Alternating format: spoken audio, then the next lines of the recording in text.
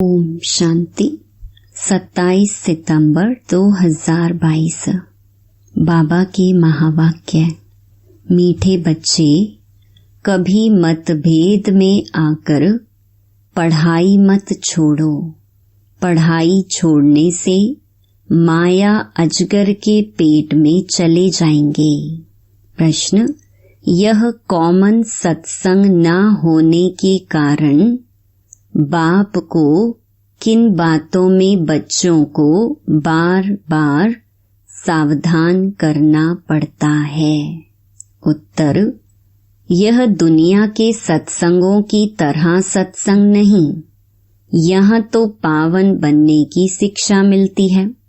पावन बनने में माया के विघ्न पड़ते हैं, इसलिए बाप को बार बार सावधान करना पड़ता है। बच्चे, कभी कुछ भी हो, तुम सुख दुख निंदा स्तुति सुनते पढ़ाई को कभी नहीं छोड़ना। दूसरा, अपने को मियाँ मिट्ठू समझ किसी की ग्लानि मत करना। माया बड़ी चंचल है। अगर बाप से रूठकर पढ़ाई छोड़ी तो माया माथा मोड़ लेगी, ग्रहचारी बैठ जाएगी। इसलिए श्रीमत लेते रहना। बाप दादा की राय में कभी टीका टिप्पणी नहीं करना। गीत: मरना तेरी गली में। ओम शांति। यह तो बच्चे जानते हैं। कहते हैं, जब हम आपके बने हैं, यह पुरानी दुनिया तो खत्म होनी ही है। यह बेहद के रावण की लंका है जो विनाश होनी है। वह जो सिलोन में लंका दिखाते हैं, वह तो बात ही बिल्कुल झूठी है। सिलोन एक टापू माना बेट है, समुद्र के बीच में। बेहद का बाप समझाते हैं कि यह सारी दुनिया है समुद्र के ऊपर, ऑल राउंड समुद्र है। दिखाते हैं ना, वास्को डी गामा ने ऑल राउंड चक्र लगाया तो गोया धरती पानी के ऊपर ठहरी हुई है। बेट हो गया ना। यह बेहद की खाड़ी है। रावण का राज्य सारे बेहद के आइलैंड पर है। यह बेहद की लंका है, सिर्फ सिलोन नहीं है। वह समय तो अब है ना। यह तो शास्त्रों में कितने गपोड़े लगाए हैं। हम भी समझते थे शायद ऐसा हुआ होगा।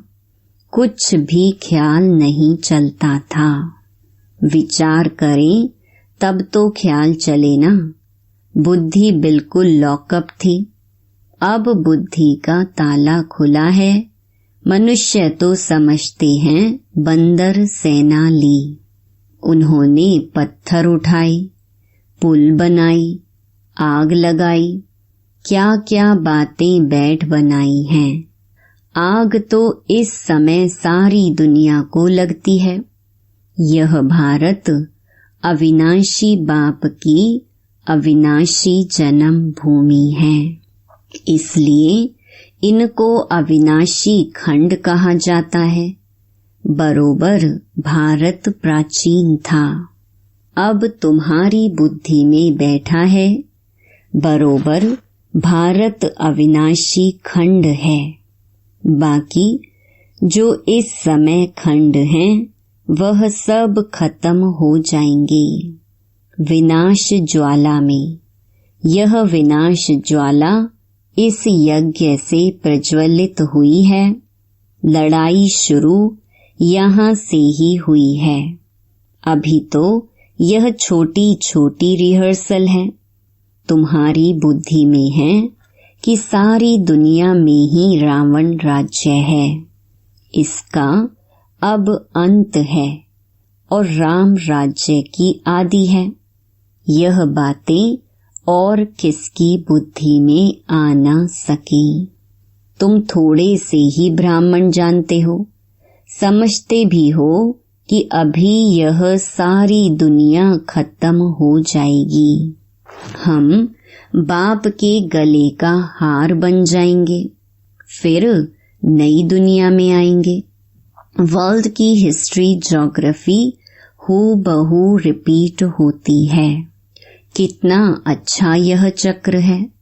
कलयुग अंत और सतयुग आदि, इस समय सभी धर्म भी जरूर हैं।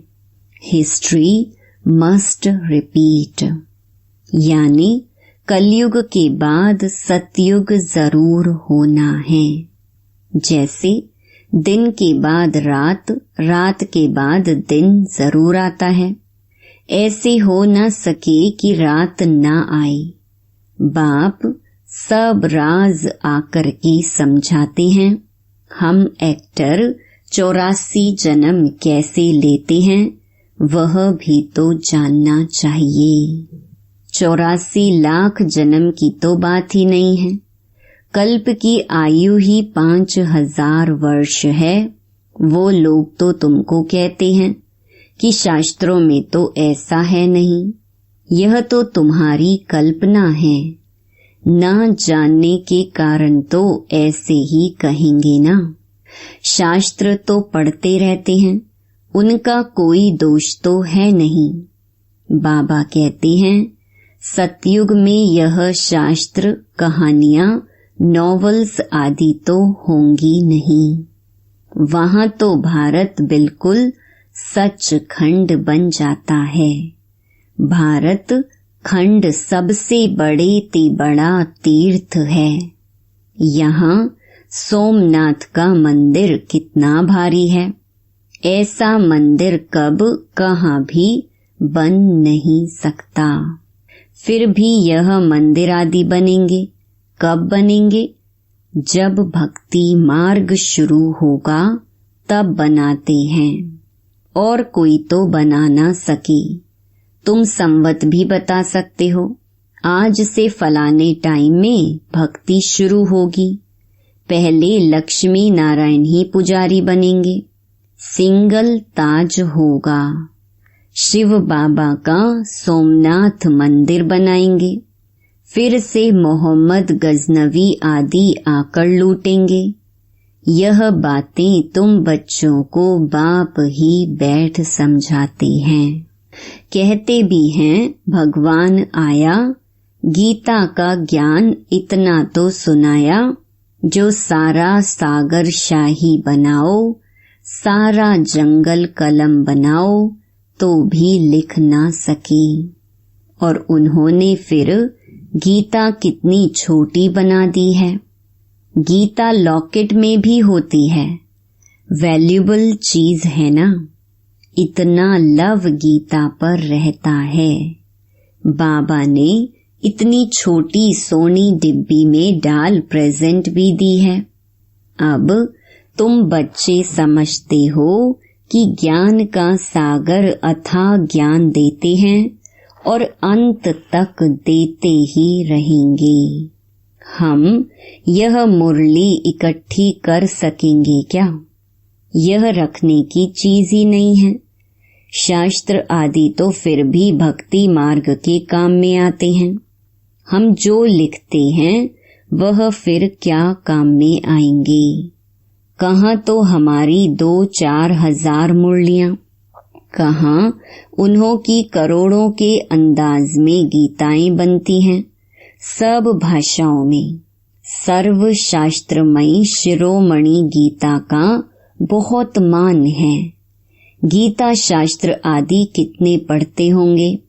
बाप समझाते हैं यह ज्ञान जो तुमको मिलता है यह बिल्कुल ही नया है। इसका पुस्तक तो है नहीं।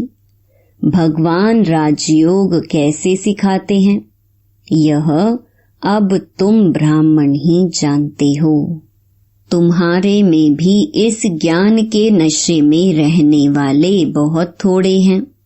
आज उस नशे में रहते हैं, कल भूल जाते हैं। बाप को भूल जाते हैं तो ज्ञान को भी भूल जाते हैं। बाप को फारकती दी तो खलास।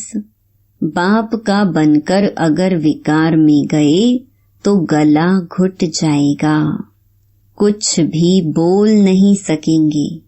जो बहुत अच्छा अच्छा प्रचार करते थे वह आज है नहीं। कोई ब्रह्मा कुमार कुमारी का आपस में मतभेद हुआ तो बाप से भी रूठ जाते हैं कि बाबा इनको समझाते नहीं, यह नहीं करते। आखिरी रूठ कर पढ़ाई ही छोड़ देते हैं। इसलिए बाप कहते हैं कि महामूर्ख देखना हो तो यहाँ देखो। लिखकर भी देते हैं कि बाबा मैं आपका हूँ, आपसे हम सदा सुख का वर्षा अविनाशी लेंगे। फिर फारकती दे देते, डिवोर्स दे देते हैं। अच्छी अच्छी बच्चियां थी, आज वह है नहीं, तो वंडर है ना। माया अजगर के पेट में चले गए, फिर मुख से कुछ कह न सके। यह अविनाशी ज्ञान सुना न सके। फिर बाप दादा की राय पर भी टीका टिप्पणी करने लग पड़ते हैं। बहुत समझाया जाता है कि कुछ सुधर जाओ, इसमें ही कल्याण है, परंतु सुधरते नहीं। बहुत अच्छे अच्छे बच्चे चले गए। अभी भी बहुत ऐसे बच्चे हैं जो किनारे पर खड़े हैं। ब्लड से प्रतिज्ञा लिखकर भी छोड़ देते हैं। बच्चों को तो बाप की पूरी श्रीमत पर चल बाप से पूरा वर्षा लेना चाहिए। बाप समझाते रहते हैं, कुछ भी हो, दुख सुख स्तुति निंदा आदि कोई करे, तुम पढ़ाई को तो ना छोड़ो। कोई किसकी निंदा भी करते हैं, क्योंकि बुद्धि में तो ज्ञान है नहीं। जानते नहीं हैं कि यह छोटा भाई है व बड़ा, यह तो बाप ही जाने। अपने मुंह मियाँ मिट्ठू नहीं बनना है। माया बड़ी चंचल है। देह अभिमान वालों का माथा ही एकदम मोड़ लेती है। बाबा बच्चों को खबरदार करते रहते हैं, कहाँ न कहाँ माया वार करती रहेगी अगर श्रीमत पर नहीं चलेंगे तो। यह कोई कॉमन सत्संग थोड़ी है। तुम कितना धीरज धैर्यता से बैठ समझाते हो। यह सृष्टि का चक्र कैसे फिरता है, कैसे तुम स्वदर्शन चक्रधारी बने हो। बाप कहते हैं, ब्राह्मण कुलभूषण स्वदर्शन चक्रधारी। शंख चक्र गदा पद्मधारी तुमको कहते हैं। वह कहेंगे क्या देवताओं की महिमा अपने बच्चों को दे रखी है। बाप कहते हैं, हे स्वदर्शन चक्रधारी, हे कमल फूल समान पवित्र बनने वाले, हे गदाधारी, यह बाप ही समझाते हैं। दुनिया क्या जाने, कहते भी हैं सर्व का सद्गति दाता एक है। गाते भी हैं, ज्ञान अंजन सतगुरु दिया, अज्ञान अंधेर विनाश। अर्थात ब्रह्मा की रात खत्म होती है, ज्ञान सूर्य प्रगटा, ब्रह्मा की रात पूरी होती, फिर दिन शुरू हो जाता है। परम पिता परमात्मा ब्रह्मा द्वारा नया ज्ञान देते हैं। आगे तो तुम कुछ भी नहीं जानते थे, न आत्मा को न परमात्मा को, न रचता को और न रचना को जानते थे। बिल्कुल ही तुच्छ बुद्धि बन पड़े थे। तुमको क्या बनाया था, तुम स्वर्ग के मालिक थे ना। फिर 84 जन्म लेते लेते अंत तो आएगा ना। अब तुम्हारी चढ़ती कला है। बाप कहते हैं माँ मेकम याद करो तो तुम विश्व के मालिक बन जाएंगे। विवेक भी कहता है कि परम पिता परमात्मा है स्वर्ग का रचयिता, तो हम स्वर्ग में क्यों नहीं हैं? मनुष्यों की बुद्धि में नहीं आता कि भगवान ने तो नई सृष्टि स्वर्ग रचा, जहाँ देवी देवता राज्य करते थे। 5000 वर्ष पहले स्वर्ग था, अब फिर भगवान आए हैं स्वर्ग की स्थापना करने।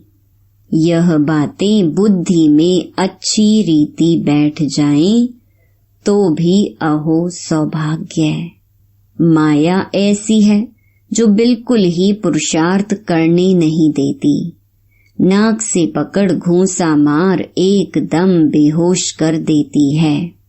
बॉक्सिंग है ना। बाबा कहते हैं माया 1 सेकंड में गिरा देती है। सेकंड में जीवन मुक्ति से सेकंड में जीवन बंध बन पड़ते हैं। फारकती दे देते हैं, खलास। निश्चय हुआ यह बादशाही लो, संशय हुआ खलास। बड़ा वंडरफुल खेल है। बाबा कहते हैं अमृत वेले उठ विचार सागर मंथन करो, और तो टाइम सारे दिन में मिलता नहीं है। रात को तो वायुमंडल खराब रहता है। भक्ति भी सवेरे उठकर करते हैं। तुम बच्चों को मालूम है कि बाबा 1-2 बजे उठकर मुरली लिखते थे, जो तुम पढ़कर फिर क्लास कराते थे। फिर बाबा बैठ सुनते थे कि देखें कैसे मुरली चलाते हैं। यह सब तो शिव बाबा का ही कमाल था। कितने अच्छे अच्छे बच्चे थे, चले गए, आज है नहीं। माया ने एकदम श्रापित कर दिया।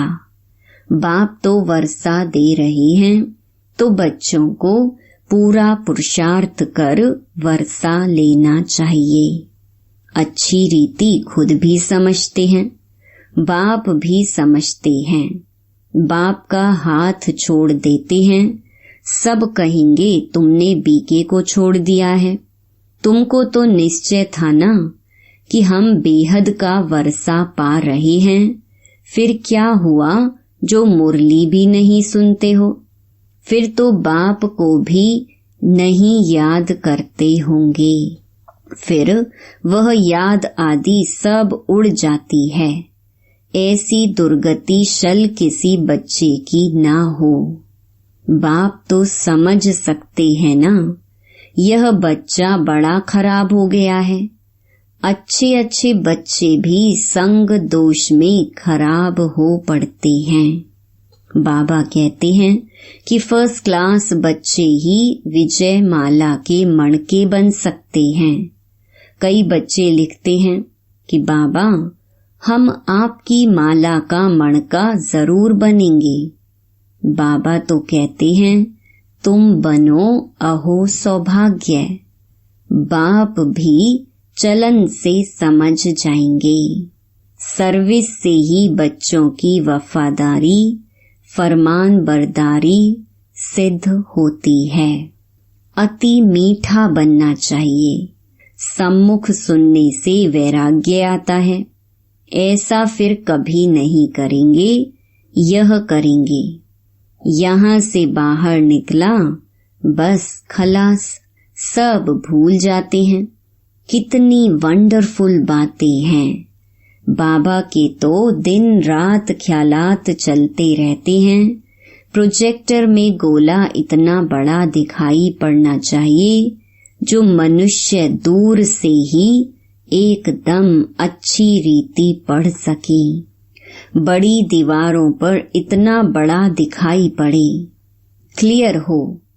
एक एक चित्र स्लाइड से इतना बड़ा दिखाई पड़े जो सामने कोई भी पढ़ सके।